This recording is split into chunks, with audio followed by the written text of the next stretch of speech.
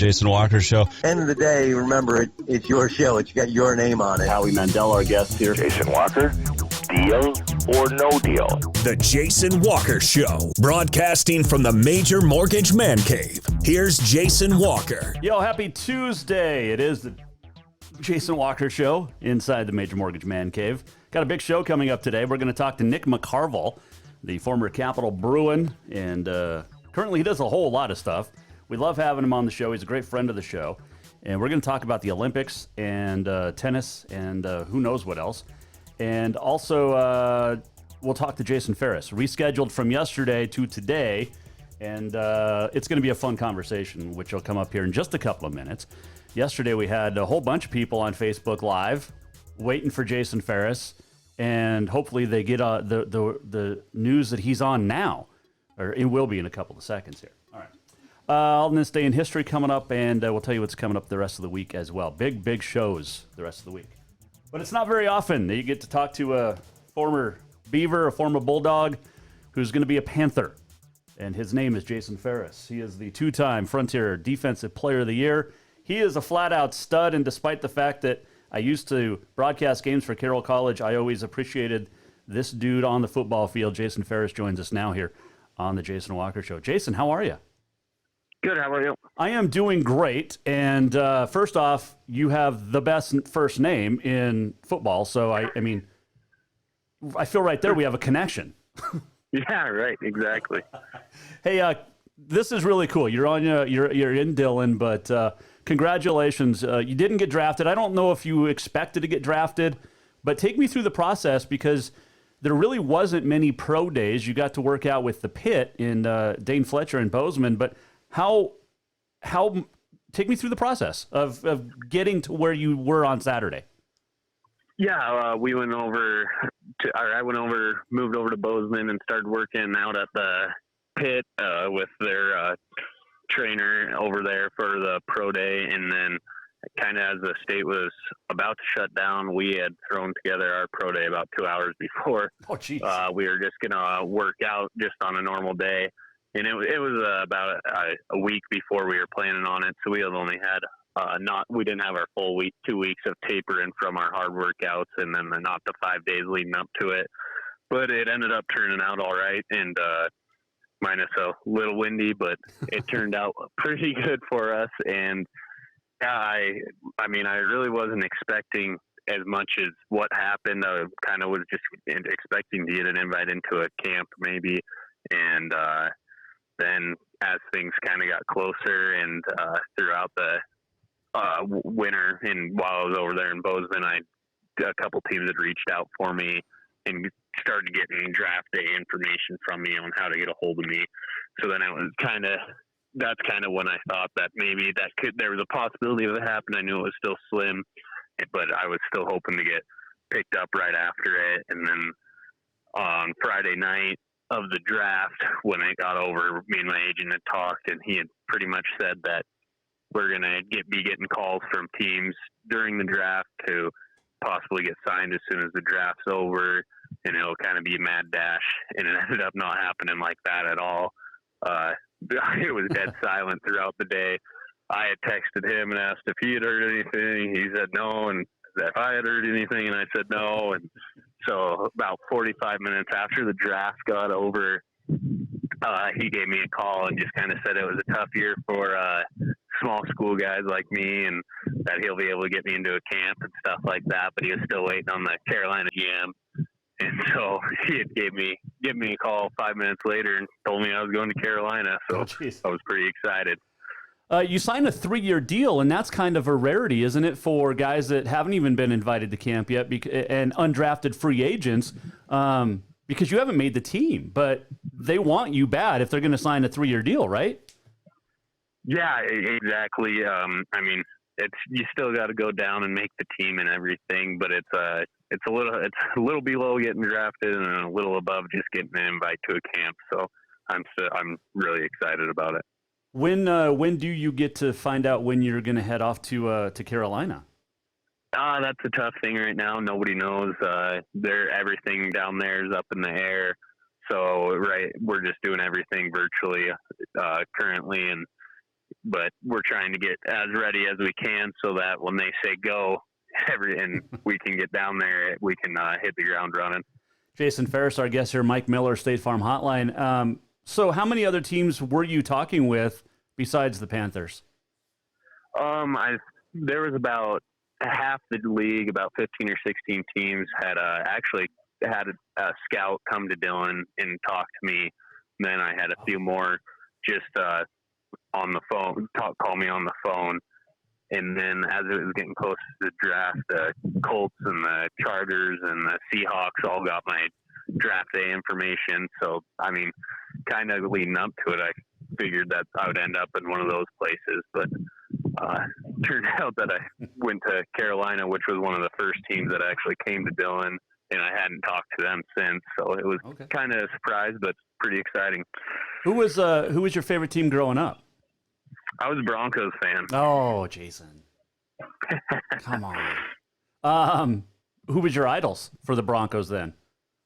I was a big fan of John Lynch growing up. Oh, yeah. And then for the short time that Clinton Portis was there, I was a big Clinton Portis fan. And those are kind of the guys that when I was first started watching football and understanding it, that's kind of who the Broncos had.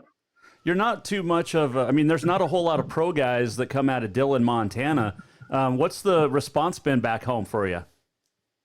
Oh, it's been really exciting. I mean, so many people in the community have reached out to me, and not only just around Dillon, throughout the state. I mean, I had gone to school over in Twin Bridges for a while, and just getting support from those guys from around Dillon. I mean, I've been on my phone more these last few days than I have my entire life, so it's been exciting. Jason Ferris joining us here, Jason Walker Show. The Ferris family is very athletic, and that includes cousins and brothers and everything. Where do you rank the Ferris family as far as athleticism in the state of Montana? Oh, I don't know. We got to be fairly up there.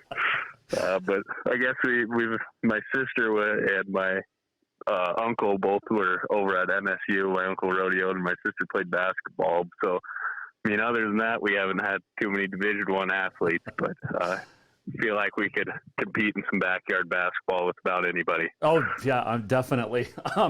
You mentioned Peyton going overseas to play. Any have you talked to her much about the ability to handle the pressure?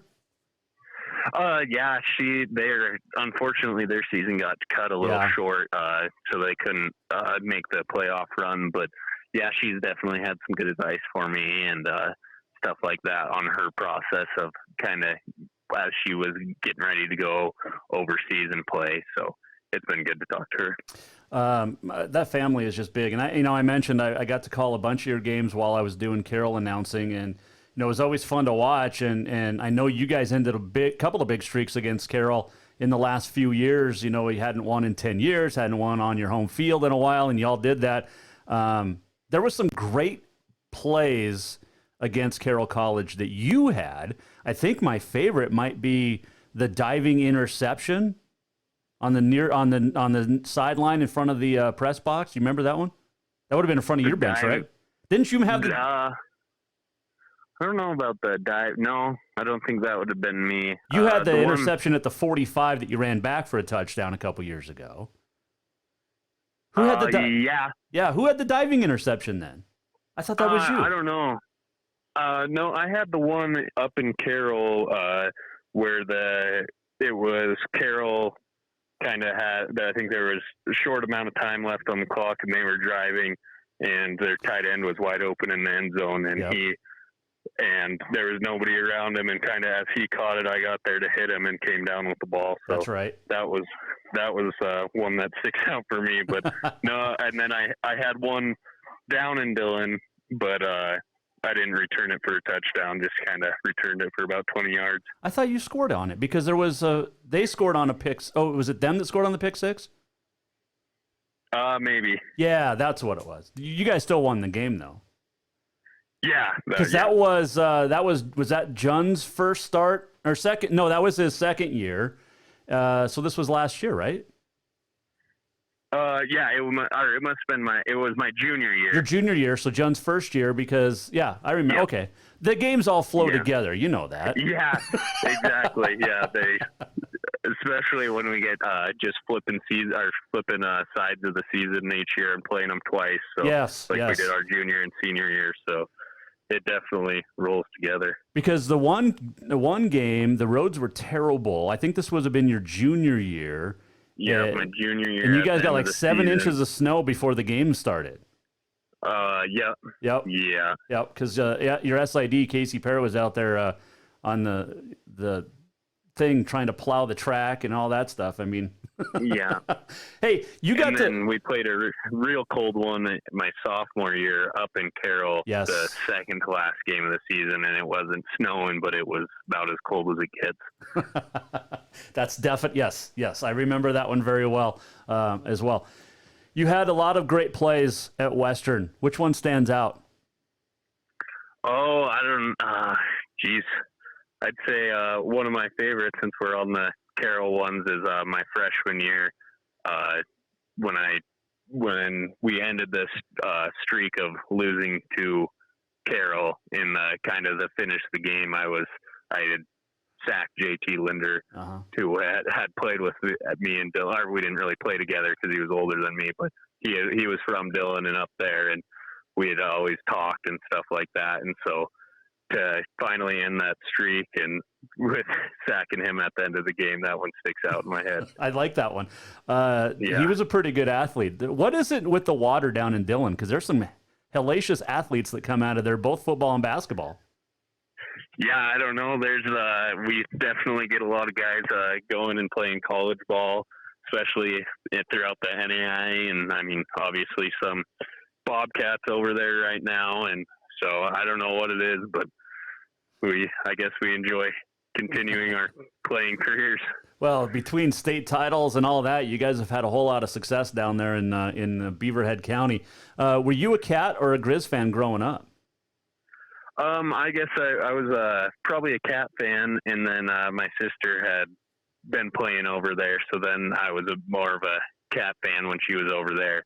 But then kind of when I had gone to Western, I just decided I was a full-on Western, and I mean, you like to see both Montana and Montana State win when they're not playing each other, but when they played each other, I had more buddies over at MSU.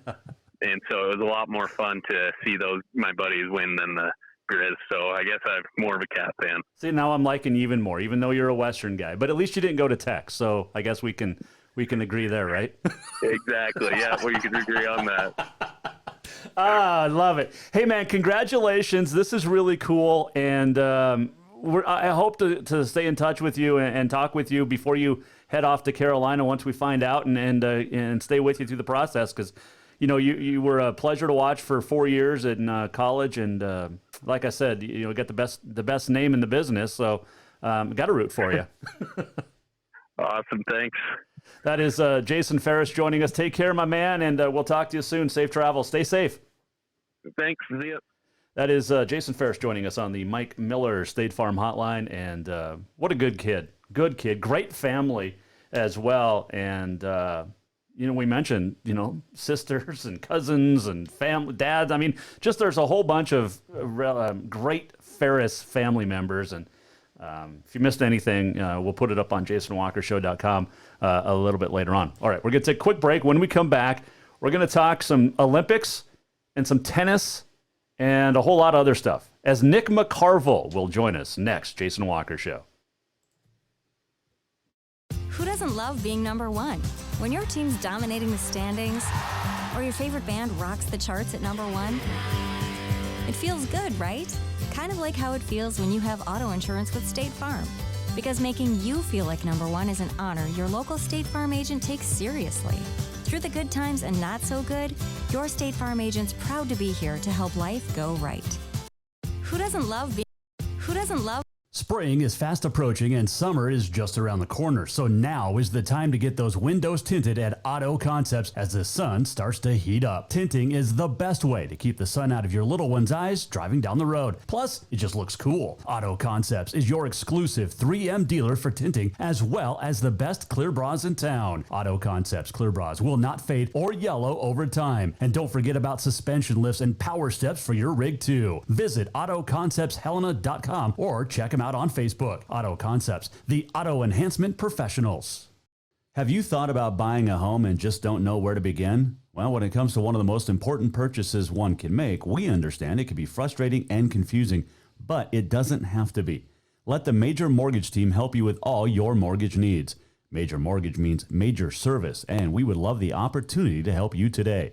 Give J.R. McFadden, NMLS number 1246357, a call today at 406-465-1918, or you can visit him at 2001 11th Avenue, Building A, Suite 3 in Helena. Major Mortgage is a division of AMCAP Mortgage, NMLS number 129122, equal housing lender.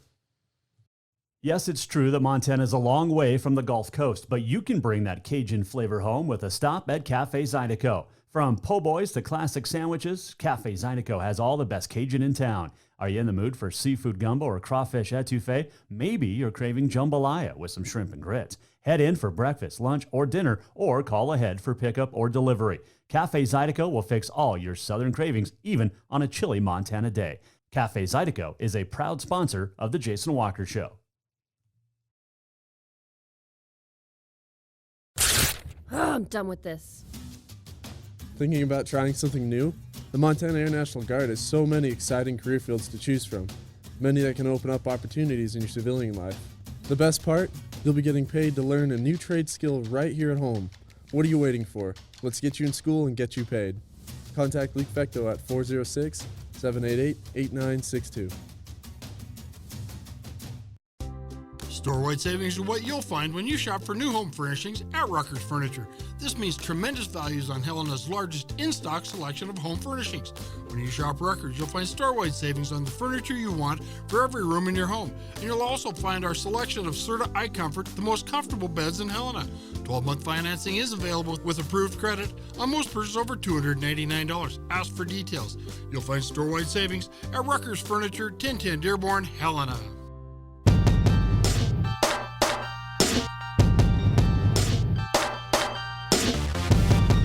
Welcome back to the Jason Walker Show. Jason Walker Show on a Tuesday.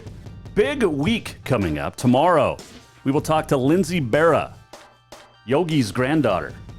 Miss Teen Rodeo Montana will join us, Cody Carson. Thursday, former University of Tennessee basketball player Brittany Jackson will join us.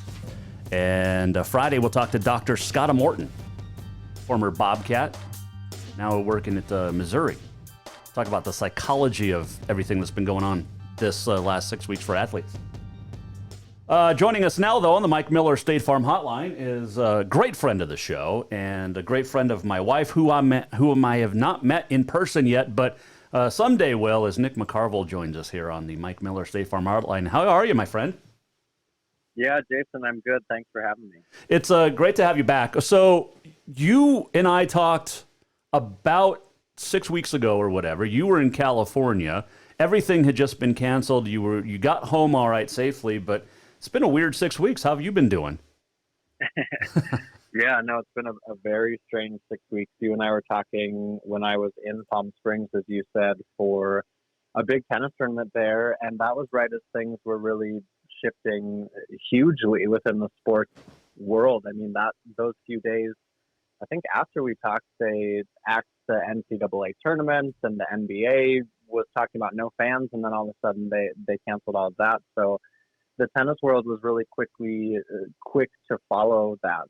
I mean, the big event that I was in Palm Springs for was canceled, and people thought maybe that was a one-off, Jason. And then, the next thing we know, Miami's done, and they were on hiatus through mid-April, and now we speak 6 weeks later, and we've got no Wimbledon. The French Open they're very hopeful that they're going to play in late September. That even looks tough, and now we're talking about, could the U.S. Open happen in late August in New York? And if it does happen, which I think is going to be really tough for the USTA to pull off, I'm going to guess it'd be an event with no fans. Which would be really weird. And I know that tennis and golf are those different sports where the fans are supposed to be quiet during play. But tennis players especially feed off that crowd so much after points. That would be really weird, wouldn't it? Yeah, it would be hugely weird. And I was actually just thinking, last year I co-hosted a YouTube show, a live show that we did on the grounds of the U.S. Open for the tournament stream. And we just fed off the energy so much even on set, like all the people walking around and going to different matches. And you could tell when Serena or Roger were practicing because, a million people would stream by where our set was near the practice courts because they wanted to get a glimpse of one of the greats, Rafa too. Mm-hmm. These sporting events, they feed off of fans in seats. And, I think in the biggest of sports, I work in pro tennis, the big money is made off of TV contracts. So you can still have these events and sell it to sponsors as a TV product. But it would be very, very strange. And we've seen a couple models. I don't know if you've talked about this on the show, of in Taiwan, in Chinese Taipei, they've had a few pro sports, including baseball and basketball, that have continued. I spoke with one of my colleagues in Singapore who said that that's kind of been the model for pro sports. But the problem that tennis has, that I think golf has a similar problem, is the game's so international. So even if you have the U.S. Open with no fans, you're still asking a couple thousand people from all over the world to come converge on New York City. I just don't know if we are 4 months from being able to do that right now with COVID-19 and where our society sits. No, it's very weird. And we're talking tennis, but we don't know if there's going to be American Legion baseball still. We don't know if there's going to be college football or pro football. We just, like we've talked so much about this. We just don't know where we're going to be in 4 months. The Olympics got canceled or postponed rather, and moved to next year.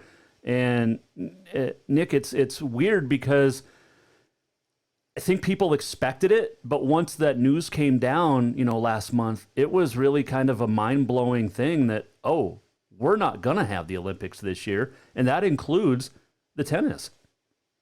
Yeah. I mean, tennis is obviously part of that Olympic program. I mean, the big ones, I covered gymnastics when I was in Rio in 2016. That was meant to be my beat again this year, Jason, is gymnastics coverage.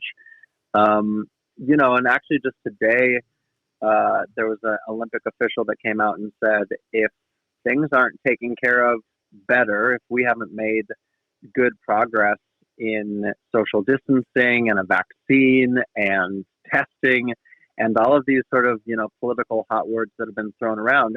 But when you really think about it from a sporting perspective, they've got to have a handle on all of that to bring the world together. And that's what the Olympics is. And this official came out today and said that if all of that if there's not a good handle on it leading up to 2021 in Tokyo, then they're going to have to full out cancel the Summer Olympics, which would obviously be unprecedented.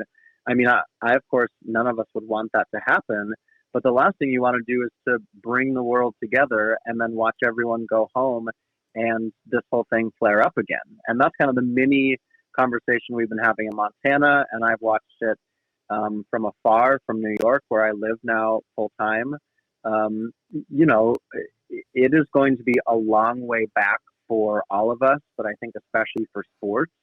And then when you look at international sports that involve international athletes that are very global, I think that's going to be even tougher in and of itself. And the Olympics would kind of be the end all be all, right? I mean, that's the event. And already the IOC has a tough ask in, usually you've got a quick turnaround from the summer games to the winter games. You usually have about 16 to 18 months.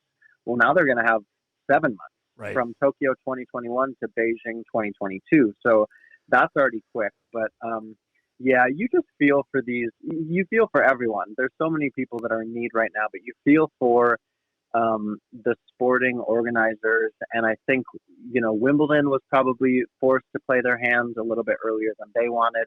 the USTA has said that they want to make their decision in June. I think they're going to have to make their decision in May because there's just too many moving pieces with these big events. And yeah, I mean, it is anyone's guess in April of 2021 if you and I are going to be talking about Tokyo, full bore, let's go, it'll be a great coming together of the world, or if we're talking about the Olympics being historically canceled because of this persistent virus. Nick Mccarville joining us here, Jason Walker Show. There's so many questions with that answer you just gave me. One, should Beijing have it pulled for the Winter Olympics in 2 years? Because this COVID-19 originated in China. So should that be pulled? I want to talk so much about this tennis summer that's not happening yet as well. So let's start with Beijing. Should they hold the Winter Olympics? Well, it's a loaded question. I don't think that fair, but it's a fair question. I don't think that because of where this virus came from, that the international community should say, Beijing, you don't deserve to hold the Winter Olympics. I mean, it's a really tough situation all around. And actually, before COVID-19, before this coronavirus, there was a lot of political pressure on Beijing and on China because of China has been accused in a lot of ways of mishandling a lot of its residents, a lot of its citizens, that the Uyghurs, that they put them in camps, so there's a lot of political issues always with China. But I think that, you look at like when I went to Sochi in 2014 for the Russian Winter Olympics, then there were so many hot topics around Russia. The same happened to Rio. Japan's kind of skirted those issues a little bit more, but it'll be interesting. You bring that up, and I sort of have the first tendency to say no, that they shouldn't be punished for as much.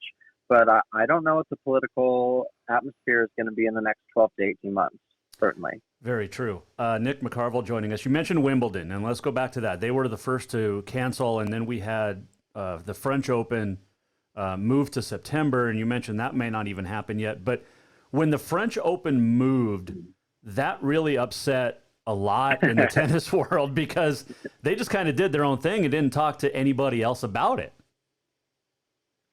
That is correct. So what have your friends in the tennis world had to say about it?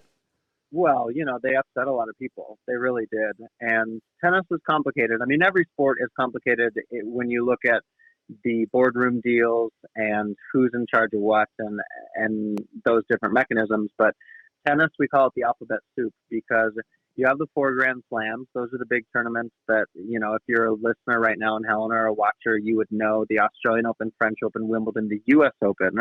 Well, then you've got the 2 tours, which is the women's tour and the men's tour. And then, Jason, you also have the ITF, and they kind of oversee everything, especially the Grand Slams. Well, the French Open, for them, it was basically like, we can't have the French Open in late May. We need to have the French Open to provide funding for French athletes, to provide jobs for the people that we employ for 3 weeks, 4 weeks each year. They've undergone a huge capital campaign at the FFT to put a roof over center court so that they could have TV matches during rain delays, which are very common in springtime Paris. So, they ruffled a lot of feathers, and it was kind of a coming together of the tennis world thereafter. That event is set to happen the week after the U.S. Open finishes in late September. But again, it's like, who knows if any of these events, what's going to happen in the next 4 or 5 months. But yeah, the FFT, the French Tennis Federation, they were taking care of themselves. And I think what we've learned maybe in the last 6 to 8 weeks is that these organizing bodies, these sports, and even with government officials now, it's like everyone has to come together and work together. And that's why it's so unknown, even with the U.S. Open. It's like, well, the USTA, of course, they want to have the U.S. Open. Of course they do. Sure. But if Governor Cuomo and President Trump and the mayor of New York City, Bill de Blasio, says, we can't have international tennis coming to New York. It's not up to the USTA. It's up to them. Right. Nick Mccarville, our guest here. All right, so let's say everything starts. Let's say we have the U.S. Open and it runs without a hitch, and we'll say Federer wins it on the men's side and Coco Gauff wins on the women's side. Okay, now, okay, and one of those is probably more realistic than the other, but you have the French you mean Open. Coco winning is more likely than Rod? I gotta go with Fed, man. I'm still a Fed believer. But yes, Coco would have a great chance. But with the French then starting a week later, how would that affect those that play in the second week of the U.S. Open, especially older guys or older folks, let's say like a Serena or a Roger or Rafa even, that immediately then a week later, they've got to turn around, get their body ready for a completely different style of court and travel as well. How would that take place? Well, I mean, it's so crazy to talk about what ifs right now, and this is something that tennis really hasn't faced. And, you're also talking about these athletes coming off of a break that they've never had. For a lot of people, I think that's a good thing. I think it's great that they're having a chance to heal up some injuries. And I spoke with John Isner on a tennis show that I co-host a couple weeks ago. He's the number one American. He's been a Grand Slam semifinalist, and he said, no tennis player, no pro athlete is ever 100% all the time. So this is giving them some of that opportunity to heal their bodies. But then if they come back in the late summer, you make a deep run at the U.S. Open, and then you're asked to go play your first round at the French Open in 10 days. That's pretty crazy. Oh, yeah. Not, just thinking about moving your entire team to Paris. And then also, Jason, are we going to be in a place where if you go from New York to Paris in the time span of 10 days, do you have to be under 2-week quarantine at a hotel to make sure that you don't have COVID-19, that you're symptom free? So, even if you look at just like the physical ask of something like that, that's going to be really, really tough for someone, say like Rafa, Novak Djokovic, Serena, Simona Halep, Ashley Barty, Petra Kvitova. Dominic Thiem has gone deep at both those tournaments. Someone like Coco Gauff, she's 16 now. She's gonna be a little more spry if she makes a deep run at the U.S. Open. She's gonna be roaring to go in Paris. Someone like Serena or Roger, who the body needs a little more time to recover, that's a really tough ask, because if you ask anyone in tennis, the toughest major to win physically is the French Open because of the clay, because the ball doesn't carry through the court as well. Mm-hmm. And Paris in late September is pretty chilly. So that makes it even harder to work your body through those cooler conditions, heavier conditions, we would say in tennis. Watch this space. If that comes to be, for me, I'm happy because we've got 2 big tennis tournaments in the span of 4 weeks. But that's a really tough ask on the athletes. Well, when we talk about the older athletes in the sport of tennis, like a Serena, like a Rafa, Roger, with the Olympics being moved, does that benefit them? Because that's a big, Roger wants to play in one more, and that's a big ask to do to have that next year. Does this give him, with this time off, does that give athletes like that a better chance of the Olympics next year, or no? Well, I think it's a double-edged sword. If we talk specifically about, a couple athletes that your listeners and viewers will be really familiar with, Serena and Roger are both hungry for more Olympic hardware. Roger still doesn't have a gold medal, at least in singles. He's won a gold medal in doubles. Right. And a lot of people felt like when he signed with Uniglow, which is a Japanese company, that somewhere in that contract, it was written in that he was going to play at least through Tokyo 2020. Well, now it's Tokyo 2021. So I think it's good in the sense that for these older athletes, that they have the time off, they're resting, and that it won't be as compact. The Olympics followed right by the U.S. Open. But I also think this was a great year for Serena to try to win Grand Slam number 24. That would have tied that all-time record. It was a great year for Federer to try to win Wimbledon. He was a point away twice last year. Mm-hmm. Sorry to remind any Federer fans out there, but I think it's a double-edged sword because they get the rest time. That's good. but then you're asking them to play a year later. They're both going to turn 39 next year. So, that's just a tough ask overall, because when you're a professional athlete like that, you just, I don't know. I don't know the rigors of the body. You speak to athletes all the time as well. And, excuse me, they're actually both going to turn 40 next year, Jason. Oh, wow. Yeah, it would be days before Roger's 40th birthday, I think the tennis final would be. So anyway, double-edged sword for the older athletes for sure. Well, and you look at, like I said, let's say everything starts to happen. So we have the U.S. Open, and then we go right into France or Paris, and then a couple of months off until the Australian Open. But then you would have Paris again in May next year, and then the Wimbledon and then the Olympics, or would Wimbledon and the Olympics fall together? I guess it would be Wimbledon into the Olympics, then right into the U.S. Open. So having this time off, but then you'd see a lot of those players next year. If this stuff starts to happen, like I just said, then they're probably going to miss bigger tournaments. I mean, we could see an Australian Open with some of these older players not in it because of the rest that they would need, right? Or am I just throwing stuff out because it's that what if that we have no idea? Well, it's a what if for sure. And I actually think, the bigger question is, I see what you're saying.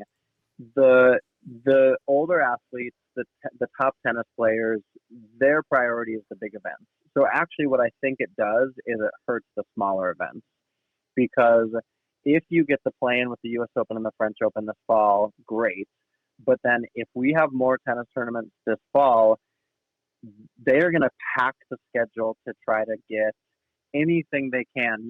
Is Indian Wells, the tournament I talked with you from 6 weeks ago, is that going to be held in November? Right. Because they want an event in 2020. So then you have this whole rush towards the end of the season. Usually tennis is off at least for 6 weeks, November, December. Do they try to pack new events before the Australian Open to get some of, does the Italian Open move to Perth, Australia? Who knows? But if the players can all get there before the Australian Open. But to your point, I think the athletes are going to try to peak for those big events. And it's just so hard to tell. The other thing that's built into tennis is that long gap between the Australian Open, which is usually in January, to May, which is the French Open. But you're right. You've got the French in May, Wimbledon in late June, the Olympics in late July, the U.S. Open in late August. That's a lot of tennis in 4 months for these quote-unquote older players, for any player. And so that's a pretty packed summer schedule. Nick Mccarville, our guest here, Jason Walker Show. All right, you mentioned you were going to cover the gymnastics beat at the Olympics in Tokyo. What does the U.S. look like for next year now, but what did the team look like going into this year?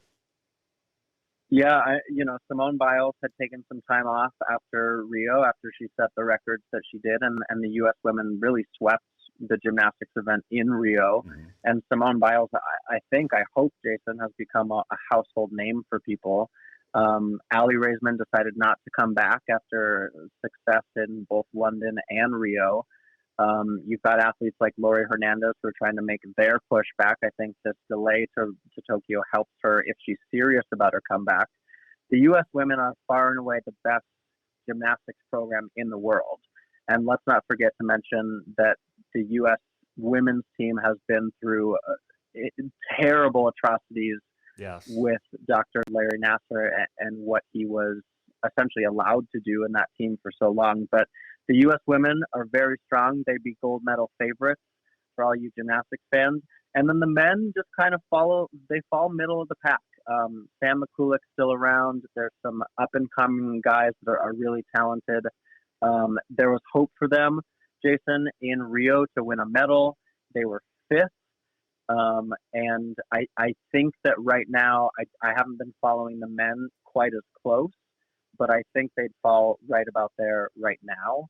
So the women are really kind of the prime time. If you're watching NBC next summer, next Tokyo 2021, hopefully we've got it. They're really going to go hard on focusing on the women because of how strong Simone and the rest of the team are. they're still going to be pressured by China, right? I mean, China's that gymnastics girls team, and I say girls because they are. They're not really, women. I know they've changed some rules over the years, but China's still pretty tough. Would that be America's or Russia? Would those two threaten the U.S. women? Yeah, there's a whole, gymnastics has been interesting to watch the way that things, at one point it was Romania was kind of the end all be all team in how they dominated, especially women's gymnastics. But for at least for the last 15, 20 years, it's been the Americans who have really risen up. In the most recent World Championships, you're right, Russia was second, China was third behind the U.S. women. Canada has a pretty good program, so does France, Japan, Brazil. But no, I just have to say, it's like, everyone's been enjoying The Last Dance on ESPN. Right now, the U.S. gymnastics program is like the mid-'90s Bulls. Simone Biles is Michael Jordan, and maybe even more so. They are just head and shoulders above the rest of the world. And so they'd be leading the pack, and they could take their B team, they could take their JV team, and I still think that they could win an Olympic gold medal. Wow, they're that far ahead of the rest of the world in gymnastics. Oh, yeah. Oh, man, that's just crazy to think about. All right, Nick, so let's have some fun now. So what have you been watching? Binge watching here. Yeah, well, I just mentioned I've definitely been binge watching Last Dance. We've watched the first three. I need to watch the fourth. Tiger King has caught my eye, I think, the rest of the world. And then I have been watching Designated Survivor with Keith Sutherland. It's an older one, but it's a good one. Good drama. What season are you on? Because Tori and I watched that from day one, and then we were bummed. And when it finally went to Netflix, it came back. We binge watched the final episodes last year out in DC. What do you like? What do you like about? I mean, what do you think of it? I guess. I like the drama. I needed something that was like kind of realistic and fast moving, but still had that TV cheese. Sure. I think I'm 12 episodes in. I'm still in season 1, so I've got a long way to go. Oh yes, you do. There's a lot of stuff that's going to come up. It's 2020. I didn't know that Ozark. I've got through the first season, and now I'm on midway through the second season with Jason Bateman. I had no idea this was a show, and all of a sudden that's what everybody's talking about. So I finally started watching it. Have you watched Ozark yet? All my friends are obsessed with Ozark. I have not watched it, and I'm not about to start. It's pretty dark, right? It's not necessarily an uplifting show. It's not. I've chosen not to watch that in the midst of a pandemic. No. Okay. Okay. So yeah, the first 3 episodes were kind of boring, and I was like, but then it really heated up, and it is very dark. Don't watch it around any children. Speaking of children. We've got the 2-year-old. She'll be 2 on Friday. A lot of Frozen 2. Have you watched any Disney Plus stuff? Well, my 2 nieces are here with me. So I live in New York. I've come back to Montana. Our parents have a place here on the west side, which is great. Mm-hmm. The house I grew up in. So we've got also some family here. I've got a couple nieces. So this morning we were doing some arts and crafts, and don't you doubt that Frozen 2 was on repeat for sure. Okay, I've been designated Olaf, which I don't know if that's an honor or a snub, but I am Olaf in the family. Well, at least you're not Hans, which is good. So do you like Frozen 1 or Frozen 2 better? I actually thought Frozen 2 was kind of a little dark, speaking of darkness. Yes. No, I love it for the kids. And fun fact, Jason, I actually know the guy who voiced Hans in the first movie. He's a Broadway actor, a friend of mine, and he is a really nice guy. Don't tell your kids, but he's a nice guy. Well, because Tori and I have talked to, I don't like him. And like in the first one, him and Anna sing that duet together, and it's like I wanted to like it. I can't listen to that song now because he's just a not nice guy in the movie. This was not. I didn't think we were gonna go like dissect Frozen on the Jason Walker show. Hey, there's no sports to talk about, Nick. We're talking about a lot of stuff here on the Jason Walker show. All right, so Designated Survivor. I like that. That's a great one. I'm trying to think. I did not watch Tiger King. I couldn't get into it. I tried. I gave up after like an episode, and I know there's only like 5. But yeah, since Tori works during the day, I've got the little one, so her and I have watched a lot of Frozen and Frozen 2. Lilo and Stitch is another one. I've never, so I need to do that one. There was a lot of Moana happening in our house in the last few weeks, and then we went ahead and rented Onward one night, and I really liked that one. That's a good one. I haven't watched that. Yeah, those 3, really, and Sesame Street, of course. But did you? I should text you the number. There's a Disney hotline you can call for the little ones, and you'll get like Mickey to say goodnight or Donald Duck to say goodnight to the little ones. So we should get. Oh yeah, hit me up. I'd be a favorite. Maybe I'd be elevated to Kristoff if I had that phone number versus where I am right now, bottom dweller as Olaf. All right, let's go back to Hans real quick. The guy that plays Hans. You mentioned he's a Broadway actor and he's a good friend of yours. What else has he been in? I don't think he's done any other voicing. Well, I shouldn't say that. I don't know if he's done voicing for other shows. His name's Santino Fontana. He's actually from the Tri-Cities. He's been a big star on Broadway. He was in Cinderella. He was just in a Broadway show this past fall. The name's escaping me, but I know Santino pretty well, and I'm good friends with his wife. And he's a fantastic guy. And I love the cool thing for me, like being in New York, is these big Disney hit movies. The A-list actors, like Trolls. You had Justin Timberlake was a voice in Trolls, and I just like these Broadway actors have outstanding voices and can do it just as well as the big stars. And so that was a good opportunity for him when it came about. Yeah. And then all of a sudden it becomes like the biggest grossing Disney movie ever. So not a bad gig, I don't think. No, definitely not. And you mentioned the Broadway singers, Idina Menzel. Fantastic singer, great actress, I believe. But I'm a fan of Anna. I think Anna sings better, as Kristen Bell sings better than Idina Menzel. And I'm totally off base there, but that's just. I don't think Kristen Bell's done a whole lot of Broadway stuff, has she? I don't think so. Yeah, Idina Menzel, I at least know is obviously she was in Wicked, and she's had a long Broadway career. I don't know the IMDb on Kristen Bell.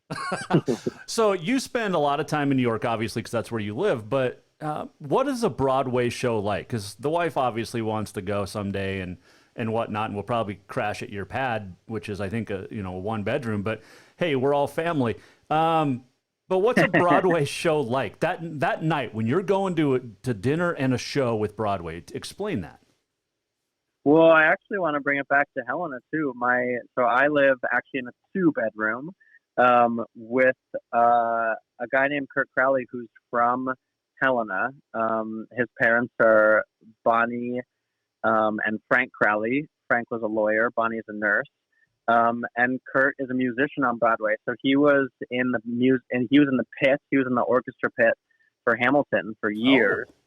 And going to a Broadway show is fantastic. I mean, if you like big time sporting events, I think you'd love a Broadway show because the production value when you go in person is fantastic. I usually go to Joe's Pizza on 44th near 8th Avenue in the Broadway district and get a slice of pizza. It's an old converted church, Joe's Pizza. And then, you go to the theater and, it's cool. I don't know what it'll look like post COVID-19, but the theaters are packed and you've got tourists from all over the world. And these actors are incredible. The movement and the dancers and the singing and the lights. And it really is artistic expression, I think, in its fullest and most pure. And I have a lot of good friends who are Broadway connected, and I'd love to see that world come back too, but they've got the same challenge that sports have in trying to bring people back into these cramped theaters.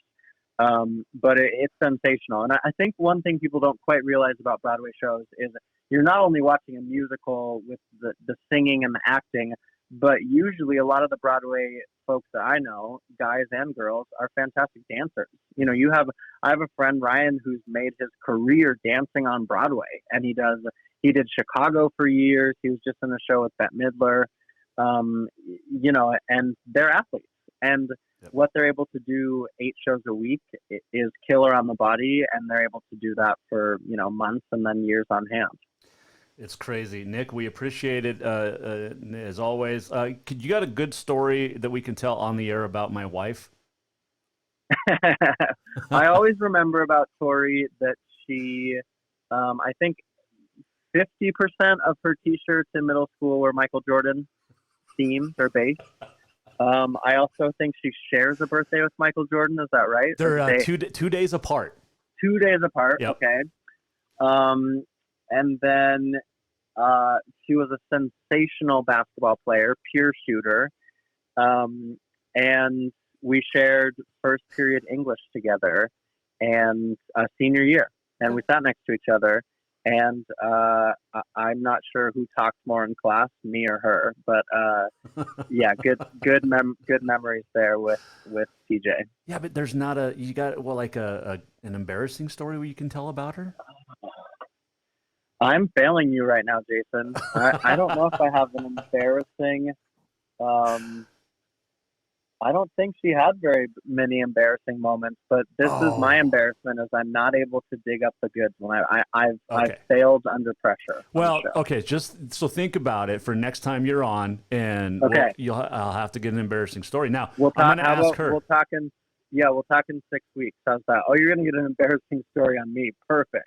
There's plenty of those. Yeah, but you're such a great tennis player that, I've got fans tuned in right now on Facebook just because you were coming on because you're a former Bruins standout.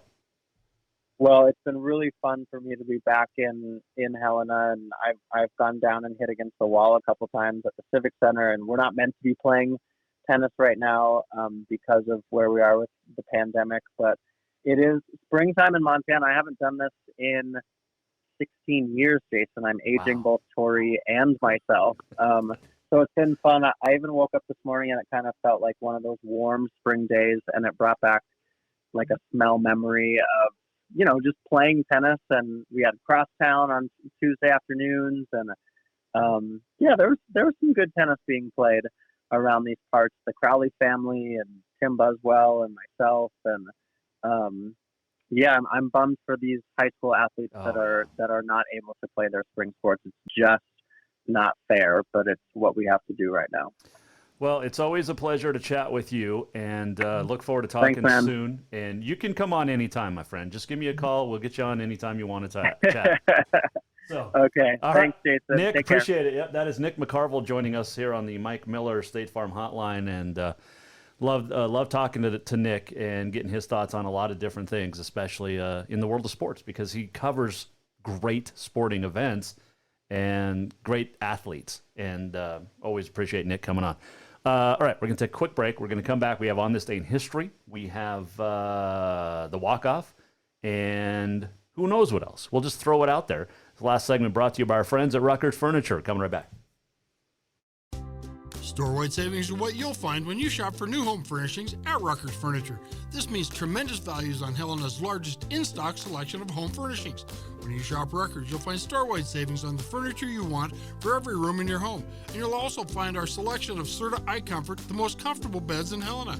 12-month financing is available with approved credit on most purchases over $289. Ask for details. You'll find store-wide savings at Rutgers Furniture, 1010 Dearborn, Helena. During this time of uncertainty and stay-at-home orders, Dinners Done Right wants to remind you that they're still open. Just go to dinnersdoneright.com, place your order, and then pick it up for dinner that night, or plan ahead and order for the weekend. It's easy. Visit dinnersdoneright.com, register, pick your meals, then pick them up, or stop in and grab meals out of the front freezer. Dinners Done Right's taking extra precautions with extra cleanings going on with every piece of equipment and personnel. Dinners Done Right thanks you for your continued support, and may we all stay safe and healthy during this time.